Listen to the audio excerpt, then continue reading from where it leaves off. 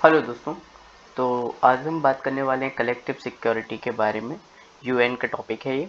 And साथ ही हम इसके बारे में देखेंगे पीस कीपिंग में भी। जैसे हमने पैसिफिक सेटलमेंट के बारे में हमने पढ़ा प्रीवियस वीडियो में, और इसमें हम पढ़ने वाले collective security and peace keeping के बारे में।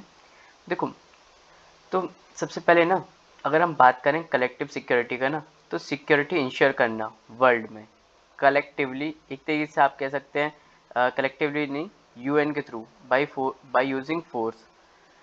जैसे अगर आप देखें ना, तो यूएन का आर्टिकल है ना, आर्टिकल फर्स्ट, जिसमें बताया गया है पीस एंड स्टेबिलिटी के बारे में मेंटेन करने का। और ये जो अप्रोच है ना, वो अलग है पैसिफिक सेटलमेंट से। जो डिस्प्यूट है ना, आपने इसके बारे में पढ़ा था पैसिफिक सेटलमेंट में। यहाँ पे आप कह सकते हैं कि दो पार्टीज़ को एक तरीके से पीसफुली जो डिस्प्यूट होता है उसको रिजॉल्व कराना, है ना। तो कलेक्टिव सिक्योरिटी क्या है, इसमें हम देखते हैं। सबसे पहले देखो, अगर हम कलेक्टिव सिक्योरिटी की बात करें ना, तो ये एक तरीके से अनसक्सेसफुल रहा था। क्यों? क्योंकि जो यूएसए एंड यूएसएसआर था ना, उनके बीच में राइवलरी की वजह से, है ना। इसमें 5 परमानेंट मेंबर थे यूएनएससी में। तो अगर कोई भी एक अगर डिसएग्री होता है तो वीटो होता है, ठीक है। वीटो करना मतलब छोटी छोटी बात पे यूएसए एंड यूएसएसआर ये दोनों वीटो कर रहे थे, ठीक है। अब देखो, इसी के चलते ना, आप कह सकते हैं कि 1950 में ना एक और रिजोल्यूशन लाया गया, uniting for piece resolutions, okay. And देखो, ये क्यों लाया गया, क्योंकि देखो 5 मेंबर थे, है ना, परमानेंट मेंबर, जिनके बीच में वीटो बार बार हो रहा था। 6 नॉन परमानेंट मेंबर थे पहले, उसके बाद 10 कर दिए गए, टोटल 15 कर दिए गए, ठीक है। तो अगर हम देखें ना कंसेप्ट ऑफ कलेक्टिव सिक्योरिटी के बारे में ना, तो is an opposition to pacific settlement.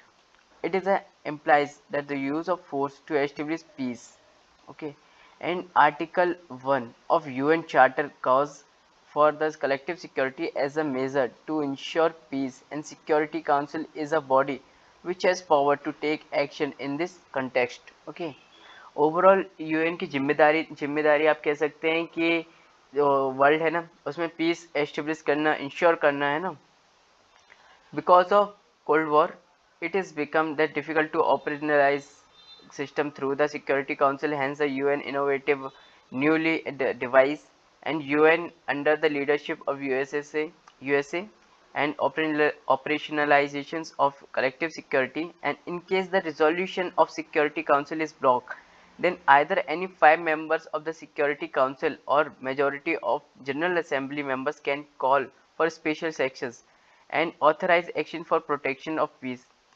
But even United of the, one second, देखो यहाँ तक आपको मैं पहले बता देता हूँ।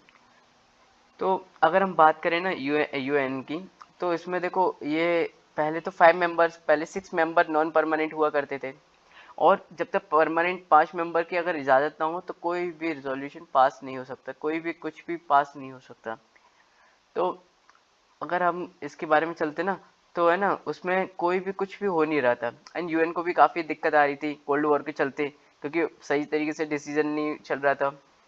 तो है ना, इसी वजह से ना, जो इसमें बताया गया कि 11 मेंबर में से कोई भी 5 मेंबर अगर एग्री हैं सिक्योरिटी काउंसिल में, तो जो आप कह सकते हैं स्पेशल एक्सेप्शन के थ्रू जो रिजोल्यूशन है वो पीस कीपिंग प्रोटेक्शन पास हो सकता है, ठीक है।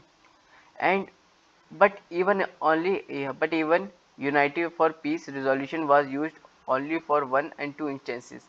and according to critics के अकॉर्डिंग अगर देखें ना, यूपीआर मतलब जो यूनाइटेड पीस रेजोल्यूशन था ना, 1950 में आया था, is not a proper collective security actions. CS, यहाँ पे कलेक्टिव सिक्योरिटी मैंने बोला गया है CS, actions take place in a following ways. जैसे प्रोविजन मेजर, जिसमें क्या होता है, दो पार्टीज को रिक्वेस्ट किया जाता है सीज फायर के लिए, एंड जब तक कोई फाइनल डिसीजन नहीं कंप्लीट हो जाए तब तक के लिए, ठीक है, सीज फायर मेंटेन करने के लिए, है ना। उसके बाद इन्फोर्समेंट मेजर, जिसमें क्या होता है, interruption for economic and diplomatic relations, ठीक है। एंड इकोनॉमिक सेक्शन भी लगा दिए जाते हैं। Cutting of means of communications, अगर ये इतने काफ़ी नहीं है तो कुछ फोर्सली एक्शन लिए जाते हैं। ठीक है। एंड देखो members are obliged to provide their armed forces, these armed forces are used under the unified command of military staff committee. And UN record के अगर देखा जाए ना, यूएन का रिकॉर्ड जैसे पोस्ट कोल्ड वॉर में और कोल्ड वॉर में क्या था, तो सुपर राइवलरी थी, हमने देखा था super power rivalry USA and USSR के बीच में, ठीक है।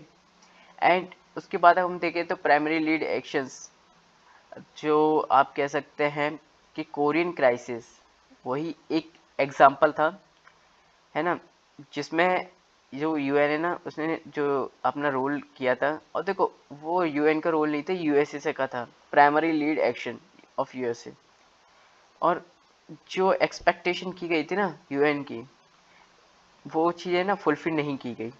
एंड देखो पोस्ट कोल्ड वॉर में क्या हुआ था कि यूएनएससी रेजोल्यूशन नंबर 678 पास किया गया था गल्फ वॉर फर्स्ट के रिगार्डिंग। एंड देखो उसमें जल्द ही जैसे यूएसए यूनिलेटरलिज्म बिगेन मतलब स्टार्ट हो गया था, ठीक है।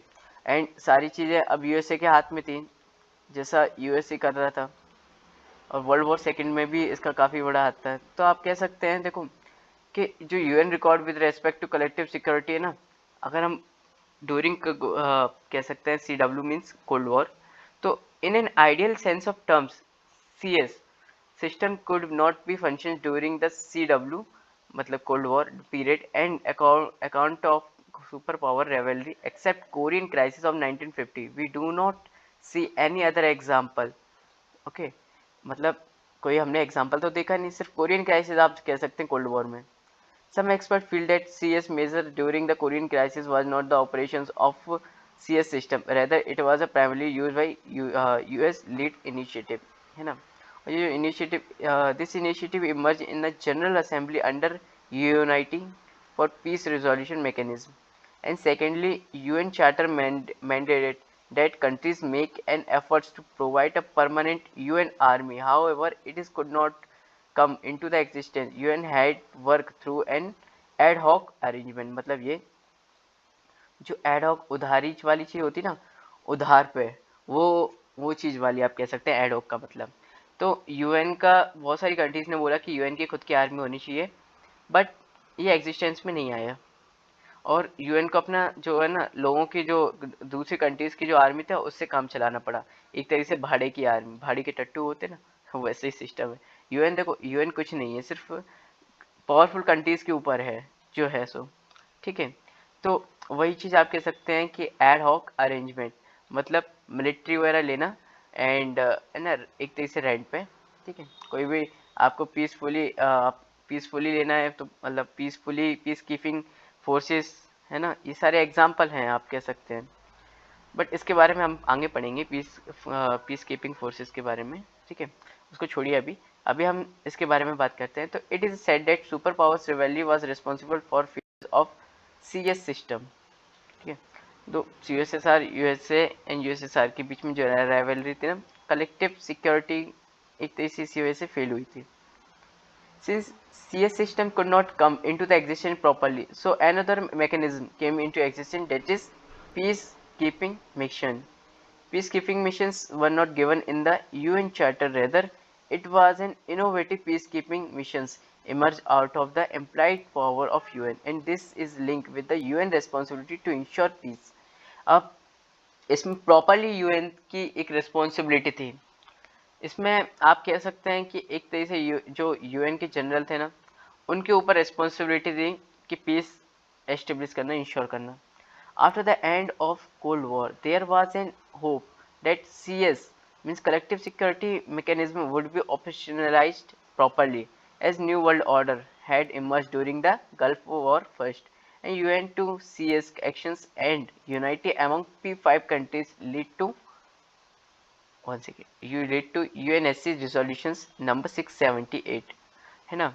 मतलब अगर आप कह सकते हैं, पर ये सारी चीज़ें ना एक सिर्फ बातें थी, एक आइडियल थिंक थी कि यूएन ये ऐसा करेगा, आगे ऐसा करेगा, बट कुछ नहीं हुआ ऐसा।